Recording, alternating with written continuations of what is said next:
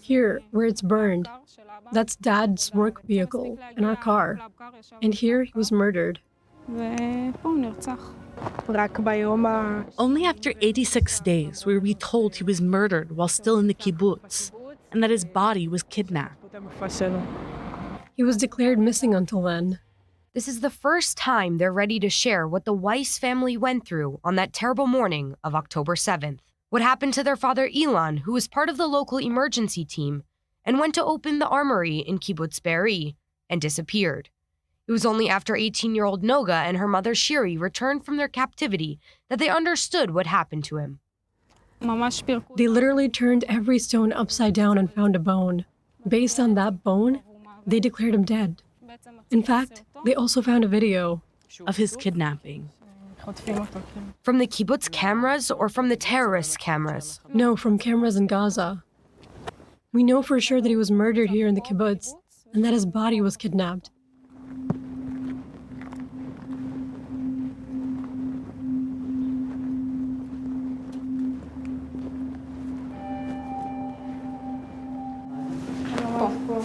It's right here. This is the shelter. I don't know what they did in here. Everything is burnt. Now, 5 months after Noga and her mother Shiri were released, the family is ready to talk about how they were kidnapped from the shelter in their home, how Noga and Shiri were separated in fear of death, and how Meital and Mayan, the older sisters who were in a different neighborhood of the kibbutz, tried to help their little sister who found herself alone in front of dozens of Hamas terrorists. They started shooting at the door, something like 40 shots, until they managed to get in. We were also reading all the WhatsApp conversations in all the groups of the kibbutz to understand what was happening. People wrote, "The house is burning, we are inside the house," and stopped answering. So my mother told me, the second they come in, get under the bed, because she thought they would enter the protected room and shoot her straight away, shoot everyone they see. So I went under the bed. They broke in and kidnapped her. I saw everything because I was here, and after they took her out, I heard gunshots. So I was sure that she was murdered, that she wasn't kidnapped. From our mother's side, I can say that she was taken out. She saw all the houses on fire. Noga thought Mom was shot, and Mom thought she left Noga to burn. The fire that the terrorists set in the house spread quickly. Noga realized that if she stayed under the bed, she would burn. But outside, the kibbutz was infested with terrorists, and there was nowhere to run. So you ran all this distance? Yes, I was running while trying to hide from all the terrorists who were here. There were a lot. They were running around, riding bicycles that they stole from houses here. I was trying to find anything that could hide me that didn't catch on fire, and I just walked in here. Did you sit right here? Yes, until after 10 minutes, I saw one of the terrorists coming down from those stairs toward me. Here she sent us this message. A terrorist sees me and approaches me. This was her last message. He sat with me here, and around me, some 40 to 50 terrorists were standing in a circle, all with Kalashnikovs aimed at me. My hands were handcuffed behind my back. And you were alone? Alone, and I saw next to me the bodies of people I knew from the kibbutz, and after a few minutes, they put me in a car. They drove through the fence to Gaza. Lots, thousands of small children passing by, clapping their hands and telling them good job, and putting their hands through broken windows to pull my hair or hit me. What did you think of at that moment? Nothing. I didn't understand why they were delaying shooting me. Noga was taken to one of the houses of Hamas terrorists, where they tried to interrogate her about her family. Later in the day, she was transferred to another house, where she found Moran Stella Yanai, who was kidnapped from the party in Reim, and they were kept together in a small room, and every few days they were moved to another house. The second night, I slept facing a window. I woke up because there was a bomb strike, and the building next to us fell, so the window shattered on me. So just a while ago, I took out a glass shard from my body that I had all this time. And when they moved you from house to house, how were you transferred? At night, with a hijab, Hamasniks held our hands so that people thought we were married, so that there was nothing suspicious. 2 weeks later, they moved to a new home.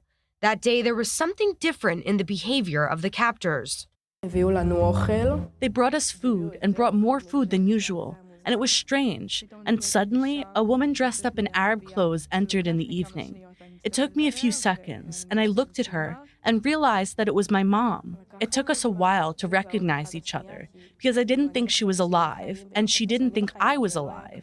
So it wasn't like a situation we even imagined. It was crazy, because I thought I was left alone. Suddenly she's alive, and I'm not alone. Very soon, the joy and relief that both were alive were replaced by fear. The main captor in the house told them that he didn't bring Shiri from the house where she was kept alone for no reason. One of the Hamasniks said that he loved me, that he wanted to marry me, and that he brought my mother to me so that she would approve of us getting married. He said he was the one who insisted that they unite us so that she would give him the approval. He actually brought a ring and said to me, "Everyone will be released. Everyone will return home and you will stay in Gaza because you will marry me and have my children."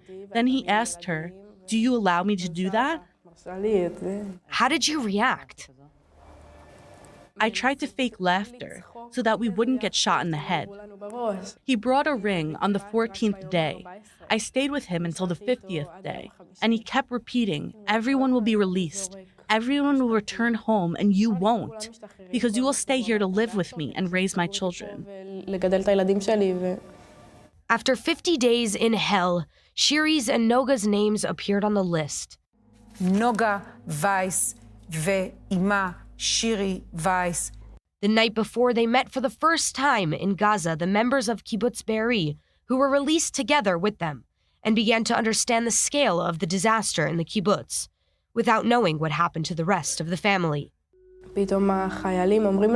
Suddenly, the soldiers told us, "We're going to the hospital now, and there you will meet Meital, Mayan, and Tamar, our grandmother." And suddenly, realizing that they were okay was a crazy relief. We just hugged and cried until we were able to talk. Then you have to start telling them what happened in the kibbutz, what happened in the family. Our uncle in the emergency room was killed. His son was also murdered. As long as there are hostages there, I can't begin to mourn even my father and my uncles and my friends, because I think about the hostages. I no longer know what they are going through, because they are there for an amount of time that I can't even imagine. At one point, they brought us half a liter of water for 2 days, and you can't really survive like that for 200 days. It's not possible.